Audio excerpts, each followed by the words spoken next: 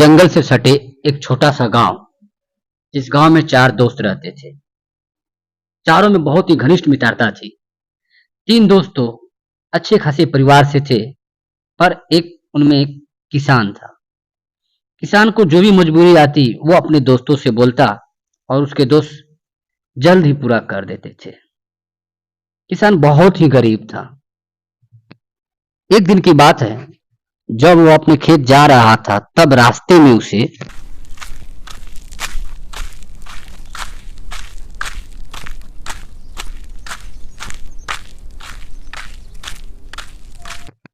कुछ बच्चे रोने की आवाज सुनाई दी। वो पास के ही पेड़ के पास रुक गया और उसे गौर से सुनने लगा कि आवाज ये किधर से आ रही है। उसे अच्छा नहीं लगा। वो घर की तरफ फौरन लौट गया। जब रास्ते में जा रहा था तो उसे ऐसा लग रहा था कोई उसे पीछा कर रहा और पकड़ने की कोशिश कर रहा। घर जाकर किसान ने सारी बात अपने घर वालों को बताई, लेकिन उनके दो बच्चे जो इस बात से विश्वास ही नहीं कर रहे थे कि ऐसा भी हो सकता है। मैं भी इतना दिनों से अपने खेत में काम करता हूँ, लेकिन आज तक ऐसी घटना कभी नहीं सुनी थी, नहीं देखी थी। मुझे भी अंधविश्वास और भरोसा नहीं होता है, लेकिन मैं जब अपने आज आंखों से देखा हूँ और कानों से सुना हूँ, इसलिए मैं तुम लोगों को बता रहा हूँ। ये कोई अंधविश्वास नहीं, हकीकत है। पर हम लोग तो पढ़े हैं, ये हम लोग सुने हैं, भूत प्रेत कुछ नहीं होता है, ये सब अंधविश्वास होता है। आज तक हम लोग इतने बड़े हुए, हम लोग कभी कुछ नहीं देखे हैं, फिर हम कैसे विश्वास करें ये चीज पर? जब तक हम जाकर नहीं देखते हम नहीं मानेंगे। बच्चे दूसरे दिन चल पड़े।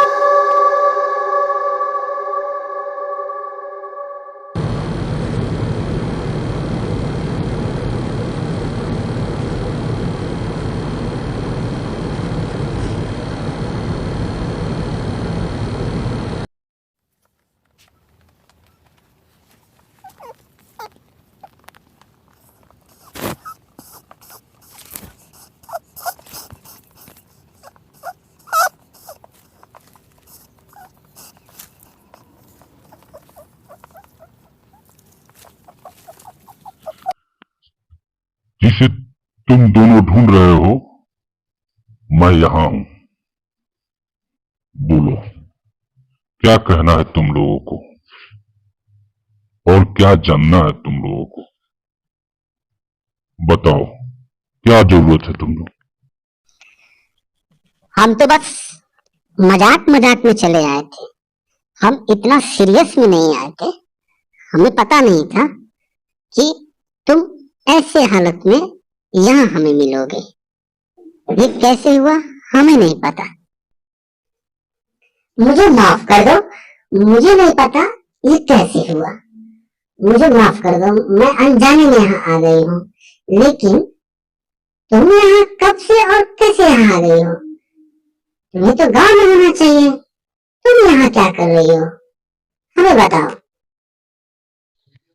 चुड़ैल ने बताया, गांव के जमींदार ने उसे गांव से निकालकर जान से मारने की कोशिश की, लेकिन ऊपर वाले की देन वह जिंदा बच गई और अपनी जान बचाने के लिए इसी हवेली में छुप के वो रहती है। अगले दिन जब सुबह हुआ तो दोनों ने सारी कहानी गांव वालों से बताई। ये बात सुनकर गांव वालों बहुत दुखी हुए। इन्हें समझ से परे लगा।